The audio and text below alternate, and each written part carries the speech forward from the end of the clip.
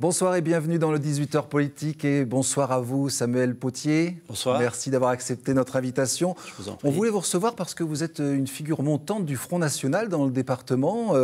Je vais vous donner votre carte d'identité tout de suite. 42 ans, père de 8 enfants, bientôt 9. Tout à fait. Vous ne chômez pas ou...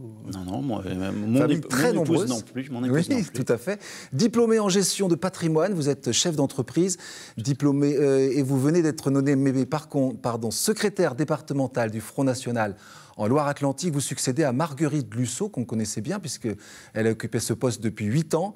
Vous étiez candidat aux dernières élections départementales, c'était en mars, sur le canton de Valette, et vous aviez obtenu plus de 20% des voix. C'était un bon score, même presque un score surprise. Ça a pesé peut-être dans votre nomination à ce poste ? Alors, c'était effectivement un bon score eu égard aux résultats que le Front National obtenait auparavant sur ce canton-là, spécifiquement, et puis sur les autres cantons. Mais c'est un score qui reflète un petit peu ce qui se passe au niveau national. Et notamment dans les territoires que Marine appelle la France des oubliés, donc qui sont des territoires ruraux pour l'essentiel, ou des territoires périurbains ou extra-urbains, qui sont des territoires qui se portent de plus en plus sur le vote Front National. Pour autant, vous n'êtes pas un petit nouveau au sein du FN, puisque vous étiez adhérent dès l'âge de 17 ans, secrétaire départemental du FNJ, donc Front National Jeune, à 21 ans. C'est une sorte de retour aux sources, finalement. Vous avez quitté le parti pour y revenir ? C'est exactement ça. J'ai adhéré au Front National à l'âge de 17 ans. Je suis devenu responsable des jeunes du Front National en Loire-Atlantique à l'âge de 21 ans. Je suis, comme beaucoup de cadres à l'époque du Front National, j'ai été emporté par la lame de Bruno Maigret. Donc je suis parti au MNR où je suis resté très très peu de temps. J'ai fait un bref voyage très éphémère au MPF. Et j'ai ensuite œuvré pour le bien de ma famille. Et puis, j'ai mis en route mon activité professionnelle de manière beaucoup plus forte. Et du coup, j'ai délaissé un petit peu la politique. Et voilà, je suis revenu au moment des élections départementales de mars 2015, où les responsables locaux du Front National m'ont proposé d'être candidat avec un binôme sur le canton du Loroux-Botero-Valette. Valette, c'est ça. Dans la foulée, vous avez été donc désigné ces dernières semaines tête de liste départementale, donc en Loire-Atlantique, pour les élections régionales aux côtés de Pascal Gana.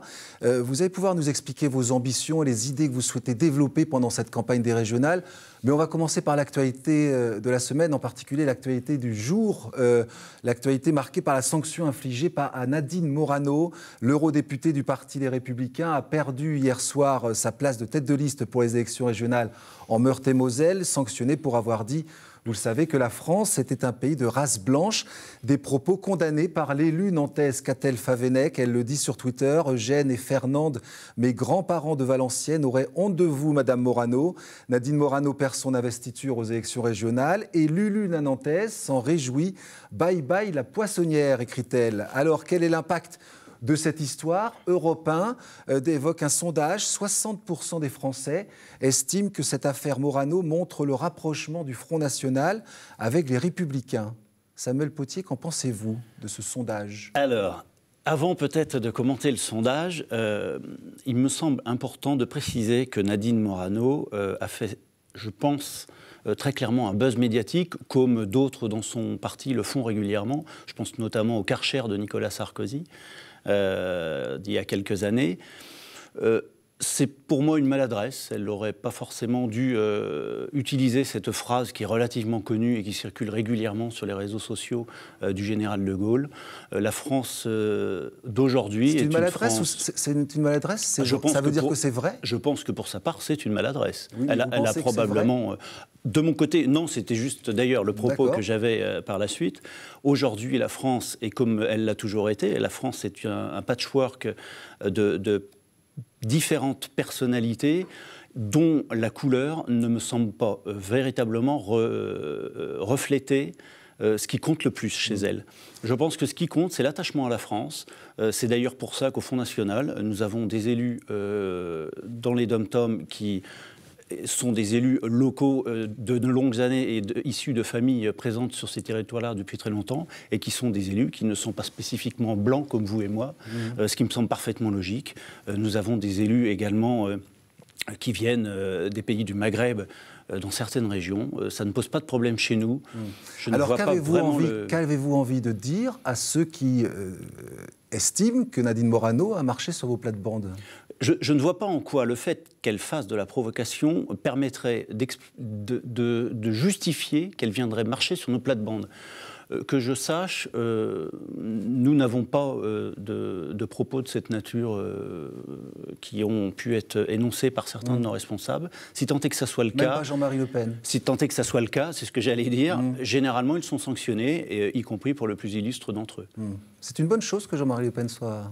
Alors, je voudrais qu'on passe très rapidement sur Jean-Marie Le Pen, puisque le dossier est réglé. Je pense que Jean-Marie Le Pen a été le fondateur du Front National, dont à ce titre, nous lui devons reconnaissance, puisque grâce à lui, nous sommes tous des enfants de Jean-Marie Le Pen, bien évidemment. C'est lui qui a lancé le Front National, qui l'a amené jusqu'où il était.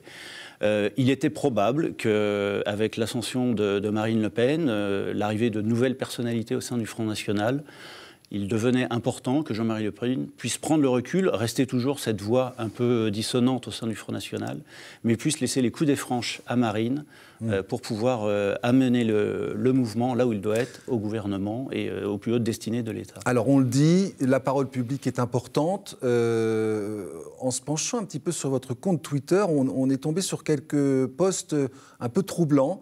Au moment des attentats de janvier, cette photo avec l'affiche « Je suis Charlie » est indiquée tirée sur la porte et vous notez « Excellent » avec un smiley au-dessus.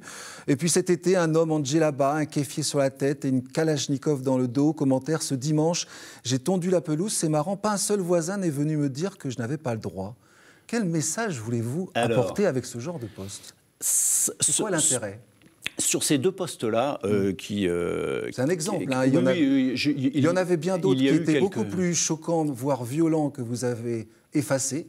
Il y avait quelques postes. Alors, ça concerne environ 8 postes sur près de 13 000, exactement, qui sont des postes, en fait, que j'ai postés la plupart du temps suite au massacre des Coptes au Moyen-Orient et notamment à l'assassinat de ce chef d'entreprise qui a été décapité en France à Saint-Quentin-Fallavier.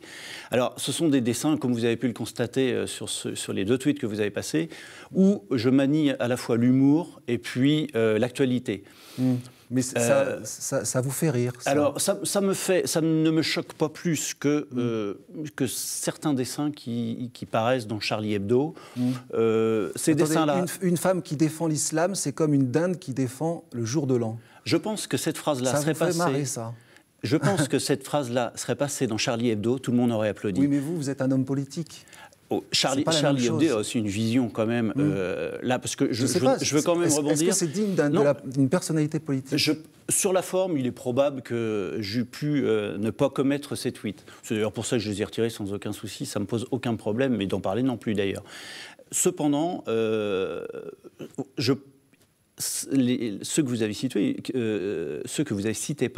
et les autres notamment, sont toujours liés à l'humour. Ça, c'est quelque chose qui est assez intangible chez moi. J'essaie de le mettre toujours, y compris en politique. D'accord. C'est lié à l'islam. Vous avez envie d'envoyer un message par rapport à l'islam ? Non, c'est lié à toutes les formes de tweets et de retweets que je fais, où j'ai toujours une accroche humoristique, où j'essaie de lier à la fois l'humour et puis la patine politique qu'on a envie de mettre sur le thème ou le propos.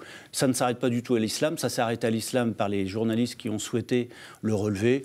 Il y en a sur des confrères politiques de c'est vous qui êtes maître de votre compte, etc.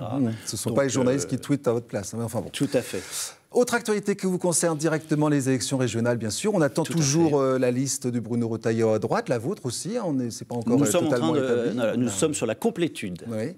À gauche, ça se précise. Christophe Clergeau a conclu des accords avec des écolos positifs, comme dit Presse Océan. 6 candidats issus de 5 formations écologistes.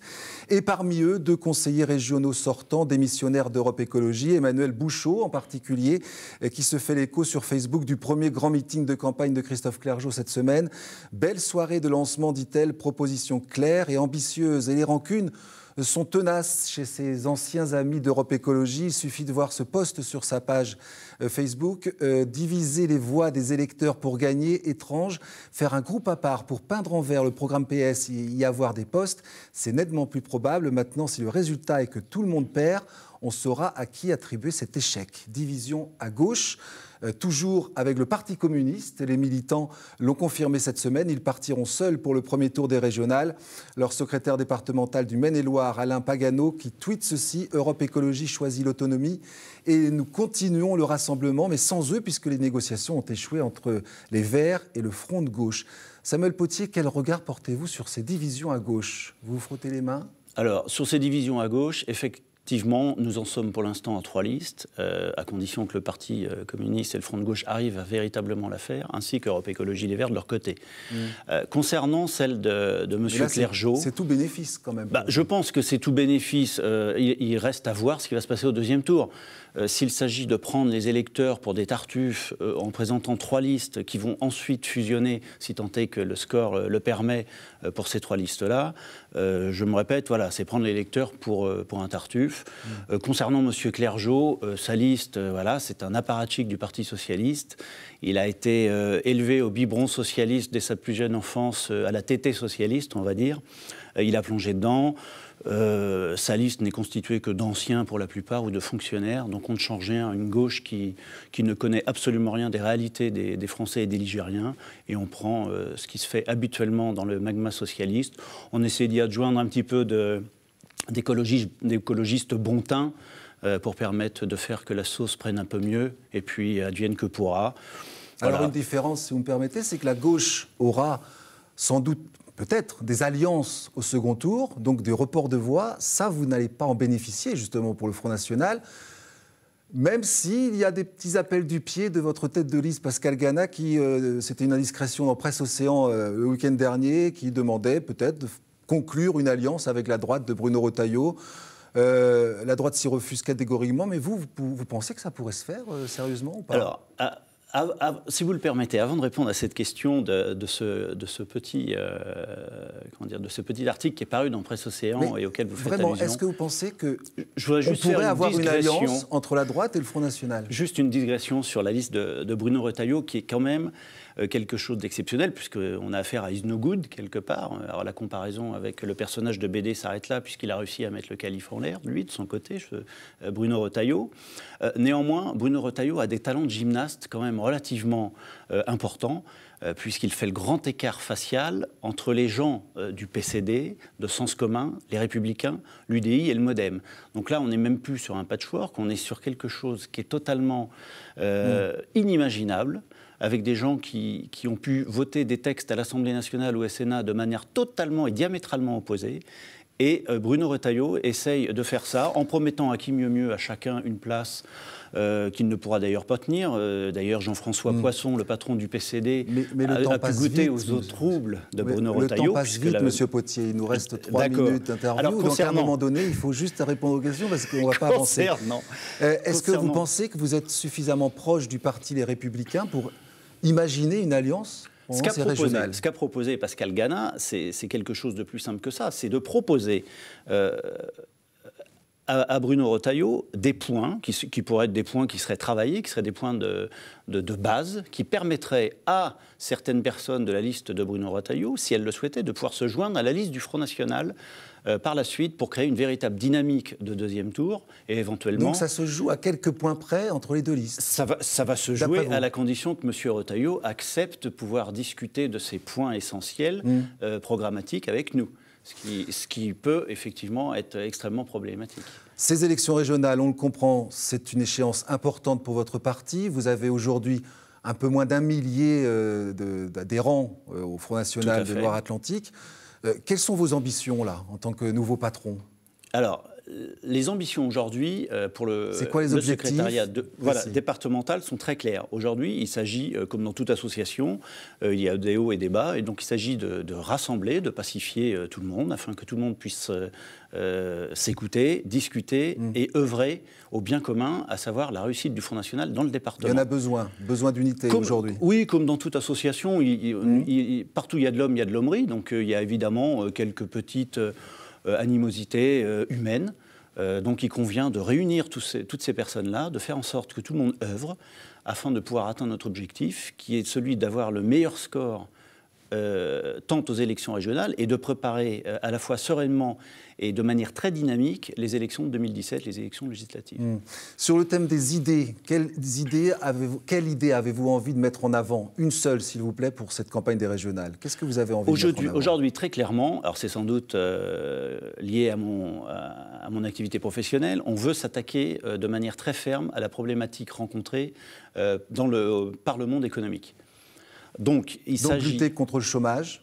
Il s'agit de faire en sorte, surtout, de mettre en place, que la région puisse mettre en place les éléments qui permettent aux entreprises de pouvoir lutter de manière efficace à la concurrence ou à l'environnement réglementaire ou étatique, avec les moyens du bord fournis par la région. Donc ça peut passer par exemple par le doublement de la prime d'apprentissage, qui est quelque chose d'extrêmement important pour les entreprises, les TPE, les PME, les artisans, les commerçants et les professions libérales.